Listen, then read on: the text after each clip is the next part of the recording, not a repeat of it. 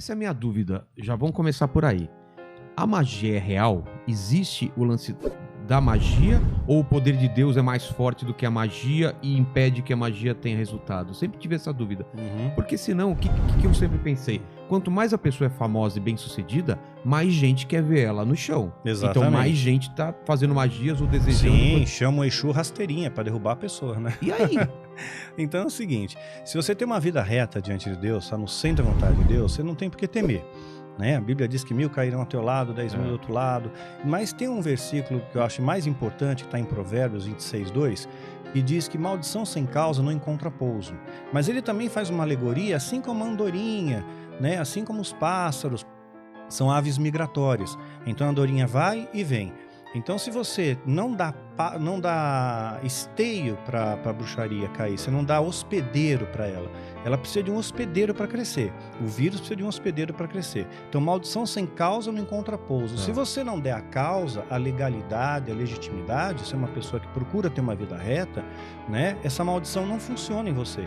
Ela bate, ricocheteia, volta para o feiticeiro. Aí vem o termo, feitiço virou contra o feiticeiro. É como andorinha, vem e vai. Se a gente fosse pegar uma analogia, seria como se eu tivesse uma armadura. Sim. Se eu tenho fé, eu tenho uma armadura. Só que se essa armadura ela tá com algumas brechas, com algumas coisas, se eu esqueci de proteger algumas coisas, ela vai entrar por esses... Entra por ali, entra pela fenda da armadura, a fenda... Você pegar um barquinho, por menor que ele seja, e colocar ele no oceano, né? Ele não vai afundar. Agora, se você colocar um furo no casco dele, é uma questão de tempo. Ele vai afundar. E o que são esses furos? Esses furos são as nossas legalidades. É soberba, altivez, ganância, mentira, inveja, né? Tudo aquilo que é tóxico, tudo aquilo que... É impossível, né? Não ter nada disso, ou é? Mas acontece quando você tem o Espírito Santo, você entristece o Espírito Santo quando você se nutre com esse tipo de sentimento. Então você é produto daquilo que você come. Então se você se alimenta de um monte de lixo, né, o seu organismo vai estar cheio de toxina ali também. Então depende muito da onde você busca a fonte. Eu creio que tem que ter um tripé para que você se mantenha em pé, né? Então você tem que ter uma vida de oração, uma vida de adoração e uma vida de conhecimento da palavra, né? E aí você monta um tripé. E esse conhecimento da palavra, conhecimento de Deus, ele vai gerar algo importante em você, ele vai gerar fé, né? E quando você tem fé, você passa a amar mais, você confia mais. Então, uma coisa leva a outra, né? Então, o feitiço ele não funciona se você não tiver hospedeiro, né? Então, sem demagogia, é possível viver assim. É claro que você pode se irar, você fica com raiva, mas a Bíblia diz, irei e não pequei, né? Não deixa o sol se pôr sobre a sua ira. Então eu fiquei bravo hoje, mas poxa, eu não vou arrastar isso. Perdoa. Porque se você não perdoa, a pessoa é tóxica para você. Você fez alguma coisa maldosa. Você perdoa. Você tirou um câncer de dentro de você. Se você não perdoa, aquilo ali fica ruminando dentro de você. Fica ruim, te faz mal, né? Te faz mal até fisicamente. Você tem um desdobramento físico até e pode gerar uma doença. José, do Egito, ele perdoou os irmãos, que foram seus algozes. Mas ele não convidou os irmãos para ir morar no palácio com ele. Porque convivência é afinidade. Né? Então você não tem afinidade, você perdoou, mas eu não preciso conviver com aquela pessoa. Né? Então é possível sim, você perdoar, é possível você procurar ter uma vida de mais humildade, simplicidade. Quando você vê quão pequeno nós somos diante da vida, né? Você começa a dar mais valor às coisas que você tem e reclama menos do que você não tem. Né? Minha vida mudou muito, né? Você acho que sabe, eu perdi um filho, né? Então minha vida mudou completamente, o meu olhar da vida. Então eu vejo, poxa, essas coisas são muito efêmeras, muito pífias, eu vou brigar por causa disso, eu vou discutir por causa daquilo. Eu quero mais a paz. Eu não quero ter razão sempre, eu quero ser feliz, sabe? Eu quero agradar a Deus e ponto final. Então isso cria sim uma blindagem, uma proteção. Então entendi, não é qualquer errinho que vai abrir brecha. Não. É a sequência desse erro. Isso, consciente. Consciente. Né? Consciente, você erra consciente. O cara é viciado em pornografia. Ele vai uma vez, ele vai duas, ele vai três, chega uma hora que aquilo fagocita ele. O Mandíbula tá escutando isso, né? Não. A palavra hoje eu acho que vai entrar muito na sua cabeça hoje. Você viu, a pornografia, ela insistentemente, ela traz esse tipo, você tá abrindo brecha, cara. Olha o silêncio. O silêncio diz muita coisa. Né? Mas eu entendi.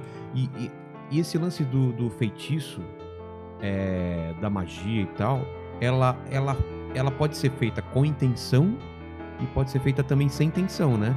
O desejar mal a outra pessoa, conscientemente ou inconsciente. Não acontece também? Tem. O pessoal chama, entre aspas, de olho gordo, né? Olho gordo. Desejo mal. Na verdade, o que essa pessoa está fazendo? Você não precisa ser satanista para servir ao diabo.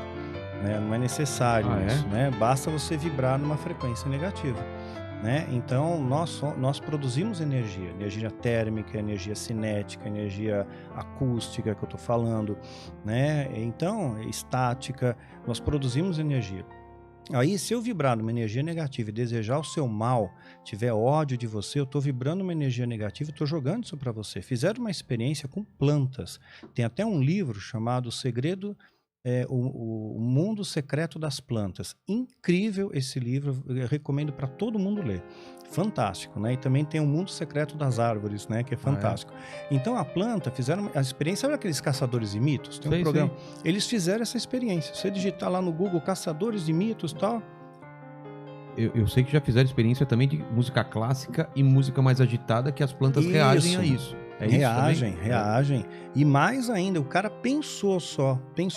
A planta estava numa cabine toda protegida, né, sem nenhuma interferência externa, né? E ele pensou fazer mal na planta. Só dele pensar a planta murchou. É por quê? Porque existem ondas cerebrais. Existem ondas, você emite uma carga de energia negativa. Porque tem dia que você tá tão mal e não entende por quê, você tá cansado. Aí nesse dia, se alguém te deseja o mal, você tá na mesma frequência de onda, você tem mais chance de receber. Por isso que a Bíblia diz, tem de bom ânimo. Fizeram uma experiência com freiras, e freiras têm o mesmo padrão de vida, né? E aquelas freiras mais melancólicas, elas vivem menos. Aquelas que são mais alegres vivem 10 anos mais. Então tem muita coisa, por isso que a alegria no Senhor é a nossa força. Então não é que você vai ser feliz o tempo inteiro, você vai ser abatido, mas derrotado não. Você não vai prorrogar aquilo. Tem muita gente legalista que fala, o cristão não pode beber. Jesus fez vinho numa festa. Fez vinho, fez água em vinho. E se você parar para pensar, o que ele fez é muito louco, porque a água é H2O. Aí você pega a molécula de vinho, é uma molécula super complicada, cheia de números e códigos ali. Ele teria que fazer uma fissão nuclear, teria que quebrar todos aqueles átomos, aí fazer uma fusão nuclear para criar o vinho. É uma energia enorme, pegaria assim as estrelas da nossa galáxia, né? E Jesus nem ficou cansado, né? Ufa, essa aí deu trabalho, né? Não, fez água em vinho. E tinha álcool sim, porque tem gente que fala não, que era suco de uva. Tinha álcool? Tinha álcool, porque o vinho, para ser vinho, tem que ser fermentado. E o vinho é vinho desde a época de Noé, tinha álcool. Noé tomou um porre. Na Bíblia diz que Noé tomou um porre, então tinha álcool sim. A questão não é beber o vinho, por exemplo, é se embriagar. A Bíblia é contra se embriagar. Ela não fala não bebas, ela fala não se embriague. Então beber de vez em quando, não tem problema. Né? Tomar um vinho de vez em quando, tal, tranquilo, de boa. Assim como o cara que é casado, né? E aí faz o seu sexo, não tem problema, né? Sim, tranquilo. Tô olhando pra você mesmo, Mandíbula. Mas voltando ao lance do feitiço, né? E dos milagres, como você falou de Jesus. Essa alteração da realidade, né? Não sei se esse seria o termo, né? De você pegar o que é real e você consegue transformar em outra coisa. É como se você estivesse alterando as possibilidades daquilo acontecer. A gente sabe que é impossível isso daqui se mexer daqui para cá, e se isso acontece sem que ninguém toque, é uma coisa sobrenatural, a menos que tenha outra explicação. Transformar uma água em vinho, ou fazer uma pessoa ficar doente, ou uma pessoa sofrer um acidente, você está interferindo no curso da vida normal. Exato. Quem dá esse poder a essas pessoas, entendeu? É Deus para bem ou para mal? Como que funciona isso? Eu não sei se eu formulei direito a pergunta, você entendeu? Entendi. Porque o poder não é, eu acredito, não é da pessoa que está fazendo o feitiço, ou da pessoa que está fazendo o milagre. Esse poder vem de outras forças, né? Ou não? Sim. Assim, quando não existe uma conexão direta com as entidades, você vibra numa frequência negativa, você pode causar um dano naquela pessoa. Talvez não um dano profundo, mas você pode deixar aquela pessoa mal mais tempo, mais deprimida, mais rebaixada, sofrer um pequeno acidente, é o chamado olho gordo, né? Você desejou o mal, você se alegra com o mal do seu próximo. Agora, quando você tem aliança com entidades, com demônios, aí você faz pactos, né? Esses pactos, eles vão te dar alguns poderes. O diabo, ele é um bom vendedor. Ele é ótimo de marketing, né? Ele vai te apresentar, assim, um negócio maravilhoso. E a primeira vez que nós vemos isso na Bíblia é Satanás falando para Jesus: olha, se você prostrado me adorar, eu te darei todos os reinos da terra. Olha a prosperidade aí. Começou aí. Você quer ser próspero? Pô, você tá aí vivendo de carpinteiro. Tá vivendo de carpinteiro aí, que o trabalho mais pobre, você não ganha nada, você não tem nem onde morar. Você não tem casa, mano. Você mora em barraca. Eu sou dono de tudo aqui. Pois é, então. A mim foi dado, eu dou a quem quiser. Então, olha agora, você se prostrado, eu te dou o reino, poder, dinheiro, fama, tudo. E ele tinha poder mesmo de dar isso para Jesus? Tinha. O mundo jaz no maligno. Então ele teria o poder, sim, de dar isso. Então essas pessoas, elas pegam um pouco de poder do demônio das entidades, é isso? Isso. Elas drenam o poder dessas entidades através delas. A entidade usa também a energia vital do ser humano para isso, né? E aí o feitiço é elaborado. Isso. Mas é claro, tem todo um preço, tem todo um ritual, né? Não é uma coisa simples assim de fazer, né? Mas as entidades, elas podem causar danos desde que haja legalidade. Então, e quando não tem legalidade, eles usam algo que eles chamam feitiço do anel de fogo. Então eles vão... A Bíblia fala que o diabo é como um leão que ruge em derredor, né? Procurando a quem possa tragar. Está procurando uma brecha. Onde está seu ponto fraco? Cadê seu ponto fraco? Aí ele procura, de repente, você está com a vida em ordem, né? Mas de repente ele encontrou, puxa, você idolatra tanto o teu carro, você gosta tanto do teu carro é meio Isaac para você. Aí de repente alguém vai lá e bate no teu carro, te desestabilizou. É o que ele precisa, aquele desestabilização para o feitiço entrar. Entendi. E esse poder é permitido por Deus? É permitido mediante a sua livre escolha. Não. A outra pessoa está pegando um poder maligno para fazer mal a uma outra pessoa. A pessoa, ela se desviou de Deus, né? Que nem um filho pródigo. Ele se afastou, fez um monte de bobagem. Deus não impediu que ele fizesse aquilo. Ele estava fazendo tudo errado. Deus não impediu. É o livre-arbítrio dele. Ele fez. Simão Mágico, pegar na Bíblia, vai? Atos capítulo 8, né? A história de Simão Mágico. Simão Mágico foi um cara que enganou até Filipe. Ele andou junto com Filipe. Ele foi batizado. E o cara era um bruxo, era um mago. Ele enganava todo mundo em Samaria, do menor ao maior. E aí ele só é desmascarado quando vem Pedro. Pedro tem uma unção diferente. Pedro tem uma autoridade espiritual diferente. E quando Pedro impõe as mãos, as pessoas eram batizadas no Espírito. Aí o Simão chega lá e fala para Pedro: aí Pedro, quanto custa você passar essa unção para mim? Quanto custa? Como é um negócio, né? E hoje em dia a gente vê esse desdobramento na igreja. Pessoas vendendo a unção, vendendo o lenço ungido, a água consagrada, né? Então, quer dizer... Como que tem pedaço da cruz até hoje sendo vendido? Pois é. Que cruz enorme é essa, cara? Imagina, a lasca da cruz. Água do Rio Jordão, cara. Pega lá Tornerol mesmo, pronto. Não quer nada, Jordão, coisa nenhuma. Né? Engano o povo. A lâmpada ungida, lâmpada consagrada. Quando você pensa que os caras já pensaram de tudo, sempre tem uma pérola nova. Tem uma equipe de marketing que trabalha full time para tentar descobrir o que nós vamos inventar agora, né?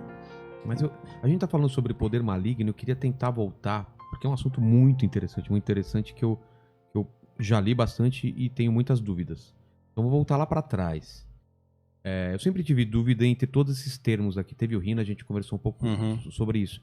Satanás, diabo, demônio, Lúcifer, até Samael. Eu já li em algum trecho, Samael, que teria sido o anjo que poderia ter sido Satanás.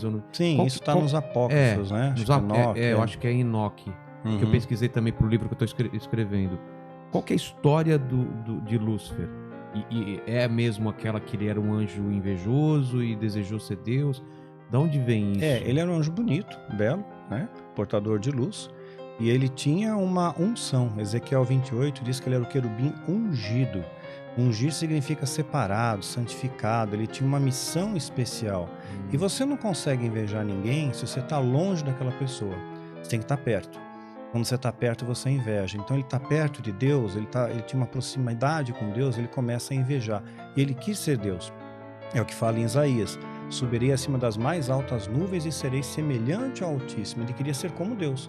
Ao querer ser como Deus, ele é expulso. Porém, ele conseguiu arrastar a terça parte dos anjos com ele. Aí nós vemos que o poder de persuasão de Satanás, que o Satanás vem de Satã, do hebraico Satã, que é o opositor, o adversário, e o diabo vem de diabolos, do grego, né, que significa aquele que traz visão. Ele então, Lúcifer, se torna o opositor. Só que ele arrastou a terça parte dos anjos com ele. Quer dizer, o que ele falou para esses anjos? Quer dizer, qual foi o argumento? Porque ele conseguiu persuadir de uma maneira, assim, extraordinária. Porque anjos que têm uma capacidade mental de 100%, a gente usa 10% do cérebro, né? O anjo usa tudo, né? E de repente ele conseguiu enganar. Então o poder de persuasão dele é algo incrível. Imagina o que ele não faz com os homens, né? Afastados de Deus, que ele não faz, o estrago que ele não faz com os homens, né? Então, se você não tiver o Espírito Santo para te dar discernimento, você cai no que Paulo chama das astutas ciladas do diabo, cai nessas armadilhas, né? Então, foi desenvolvida a partir desses anjos caídos, esses demônios, eles começaram a fazer uma série de coisas. Gênesis 6 diz que vendo os filhos de Deus, que as filhas dos homens eram formosas, tomaram para si mulheres as que mais lhe agradaram. Então, nós vamos ver uma coisa curiosa aqui, né? Anjos caídos copulando com mulheres terrenas, elas tendo filhos e nascendo gigantes, os Néfilins, né? É o que fala na continuação do Quilaim, o Néfilim, Então, os gigantes. E esses gigantes continuaram na história mesmo depois da Era Diluviana. Né? Então nós temos aí o que é chamado Eles não foram mortos no dilúvio? No dilúvio, sim, mas continuaram fazendo a mesma coisa. O ritual continua, eles continuaram, é chamado de precedente bíblico, porque pós-dilúvio nós vamos encontrar, por exemplo, o gigante Golias. Golias é pós-dilúvio, né? O Golias tinha 2,75 de altura, quer dizer, era um monstro, né? E não era um cara que tinha doença, gigantismo, ele era um guerreiro, só a armadura dele completa era 80 quilos. Né? Então, os gigantes não é uma figura de linguagem, eles eram maiores mesmo do que eram maiores, tanto é quando os espias lá vão ver a terra prometida, eles voltam, eles são gigantes, nós somos gafanhotos. Quer dizer, na imagem deles, nós somos gafanhotos. Essa é o que eles passaram para Moisés, são pequenininhos. Os caras são muito grandes, como é que a gente vai pegar esses caras? Então isso leva a gente a crer que os anjos têm uma estatura maior do que os seres humanos também. Tem uma estatura maior que o ser humano. Agora, o curioso é eles gerarem filhos em seres humanos. O demônio se multiplica? Não, então. Pois é, não pode se multiplicar. Né? Porque eu lembro que teve uma ocasião, numa libertação, não foi na Neuza, tá? Foi em outra, né? Que manifestou um demônio, né? E estavam falando em nome de Jesus e o demônio não ia embora. Aí falaram, não, esse demônio não adianta você explicar para ele quem é Jesus, é um demônio filhote. Né? Você vai ter que primeiro explicar quem é Jesus para depois ele se ligar e ir embora. Né? Isso não existe, né? Isso é piada, né? Até. Então, o que acontece? Já ouviu falar de súcubos e íncubos? Já. Então, os súcubos é a materialização demoníaca na forma feminina e íncubos a materialização demoníaca na forma masculina. Isso eu falo no meu livro Rastro do Oculto. E também tem 2 vídeos no meu canal, A História do Diabo e o Diabo na História. Também explica lá. Então ele se materializa, né? Até os anjos se materializaram para Abraão, para Ló, comeram, né? Quer dizer, materialização bem concreta mesmo, comeram. Ele se materializa na forma feminina, como um súcubo.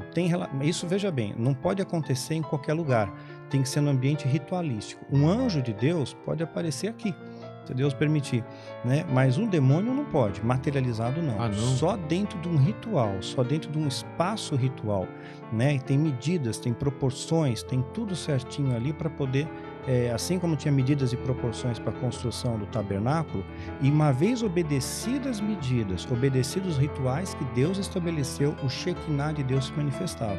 Ou seja, o que antes era um pedaço de areia do deserto, agora é o poder de Deus que está ali. Shekinah é o poder de Deus. O poder de Deus está ali.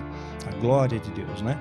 Aí, essas entidades têm que fazer isso em ambientes rituais, em templos. Na época seriam os igurates ou os eteminanques, né? Que era muito comum na Mesopotâmia. Então eles pegam... Deixa eu tomar uma água aqui. Eles pegam, se materializam na forma feminina, súcubo, tem relação com o homem, recolhe o sêmen. né? Aí ele se materializa na forma masculina, íncube, né? E vai incubar. Ele vai fazer uma incubação. E aí ele injeta aquele sêmen. Porém, a célula germinativa, ela foi carregada com uma espécie de energia, porque essas entidades têm uma energia, né? Na falta de uma palavra mais adequada, vou usar energia mesmo, né? Então imagina que a energia atômica, ela pode causar mutação na pessoa, né? Em animais e até em árvores, né? Então uma mulher grávida não pode tirar um raio-x, pode comprometer a formação do feto. Então essa energia radioativa pode comprometer, pode deformar o nosso DNA. Então, essa energia dessas entidades, quando eles transportam a célula germinativa, eles corrompem isso e aí vai nascer uma anomalia, né? Não vai nascer um bebê normal, vai nascer os gigantes, que a Bíblia diz que eram varões de grande renome, pelos feitos que eles faziam e tudo mais, né?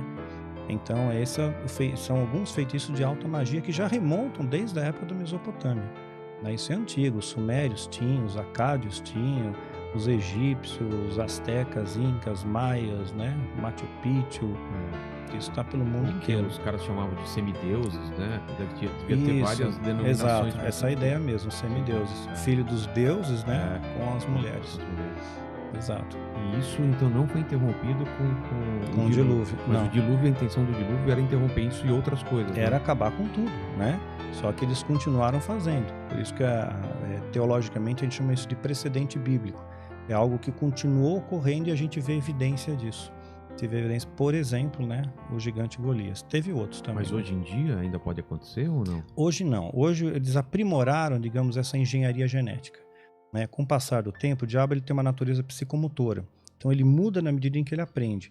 Então ele aprimorou essa, digamos, engenharia genética, né? E hoje pode nascer pessoas com alterações biológicas, com alterações no seu DNA, sem ser perceptível, né? Você não percebe aquilo, você não nota aquilo. Ser um cara não maior. É mais gigante, não é maior, você não nota, né? Quando eu fazia parte do engano, eu tomei uma série de injeções, de vacinas, que tecnicamente iriam me imunizar de todas as doenças que eles iam programar e lançar na humanidade. Caramba. Tecnicamente, evidentemente eu não vou pagar para ver. Eu não vou marcar a touca, né?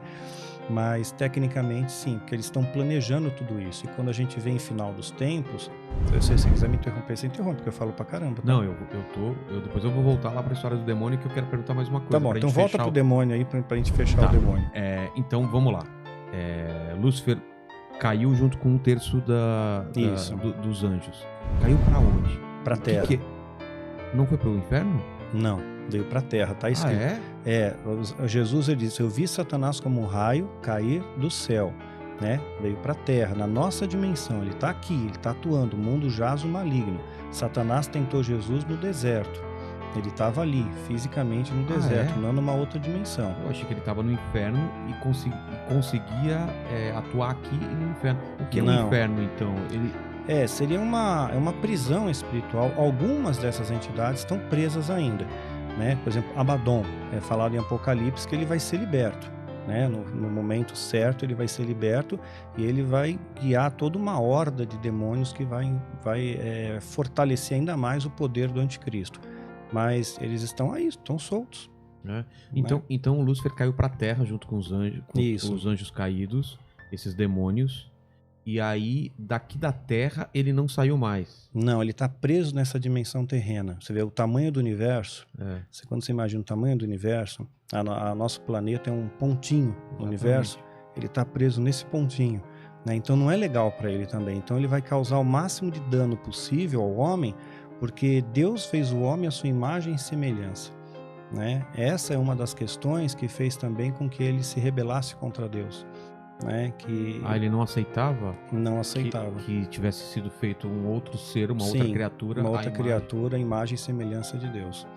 Então, tem uma série de vertentes aí que a gente pode estar explorando. O que a gente tem que os anjos não tinham? Olha, acho Por que a gente é chamado que a gente é feito a semelhança de Deus, sendo que os anjos eram seres, na teoria, mais perfeitos, mais elevados do que a gente. O que a gente se diferenciava desses anjos? Eu acho que a gente consegue hoje ter o Espírito Santo. Antes o Espírito Santo estava sobre os profetas, hoje está em nós. E Lúcifer, ele inferia isso muito rapidamente. É um ser inteligentíssimo, né? Então ele consegue antecipar, puxa vida, né? O Espírito Santo, eles vão ter acesso ao Espírito Santo. Eu não tenho acesso à Trindade, eu tenho acesso a Deus, mas eu não tenho acesso ao Filho, eu não tenho acesso ao Espírito, né? Então são atribuições que Deus deu para o homem. Você não vai encontrar o demônio tendo acesso ao Espírito Santo, que é santo. Ele não tem permissão, né? Então ele não tem essa plenitude que nós temos hoje. E a gente é carne, é espírito e é alma. E a alma. Um anjo é o quê? Ele é só espírito? Ele é só espírito. Ele não tem alma? Não tem alma. O que é alma? A alma é quem nós somos. Como será essa divisão? Olha, existem N interpretações para isso, tá? A que eu acho mais palatável é o seguinte, né? O nosso corpo material, a nossa alma é a nossa essência, nosso DNA divino. Deus colocou alguma coisa dentro de você que você já nasceu assim. Você já sabe a diferença de certo e errado, né? Você tem uma noção do que é bom e do que nunca é bom, do que não é bom. Então esse DNA divino está em todos nós, é a nossa alma, é a nossa essência, que vai ter um desdobramento na nossa psique. Não é a psique, mas ele se desenvolve para a psique, né? E o espírito é o eterno, né? O espírito é eterno, é o corpo glorioso. Quando a gente sai desse corpo, a nossa formação, né, espiritual não vai ser igual a essa, ela muda, né? É um corpo glorioso. Quando Jesus ele ressuscita, Maria Madalena vai ao sepulcro, ela está procurando lá por Jesus, né? Então ela vê um anjo na altura da cabeça e o outro no pé ali, né?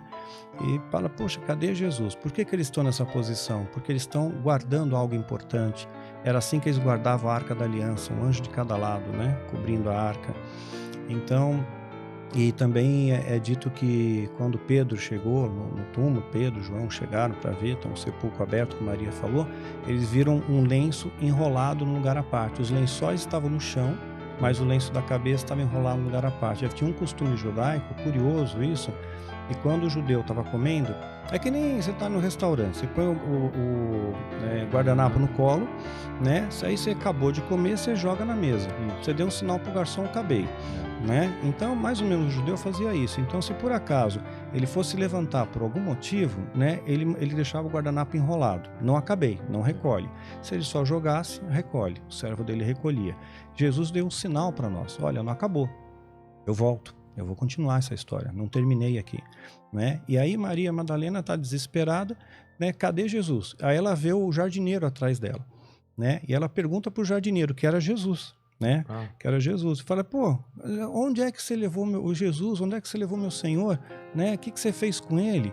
Né? E o jardineiro só fala uma palavra, né? Maria. Aí ela reconheceu pela voz, né? E ela responde, Rabone, mestre, né? Então a voz era a mesma. Então, quer dizer, o nosso corpo glorioso vai mudar, é outra coisa aqui.